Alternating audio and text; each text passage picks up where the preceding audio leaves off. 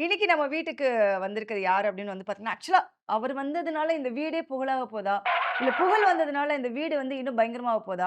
அது விஜய் டிவினால புகழா? புகழ்னால விஜய் டிவியா? படத்துனால விஜய் ச்சீ படம் தான் வந்து புகழா? இல்ல ஒரு புகழ் இல்லாத படமே இல்லையா? இந்த மாரி பல புகழ வந்து நம்ம பேசிட்டே போலாம்.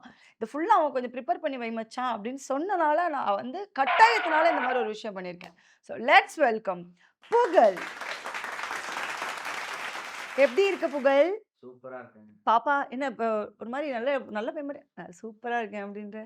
நல்லா இருக்கேன். அப்ப நீ மட்டும் இவ்வளோ டீசென்ட்டா பேசுறியே, அப்ப நான் மட்டும் ஏய் பேசி நம்ம ஷோல இருக்கோம்டா இப்போ. அப்ப நான் எங்க இருக்கிறேன்? பாரு ரோட்ல நான் உன்ன உட்கார்ந்து வாடா இருக்கேன். போடான்னு எவ்வளோ ஜாலியா உரிமையா பேசுறேன். புரியுது. நான் டீ போட்டு பேசுறேன். கன்சோல்ல உங்க வீட்டுக்காரர் உட்கார்ந்திருக்காருன்னு பார்க்குறேன். புரியுதா?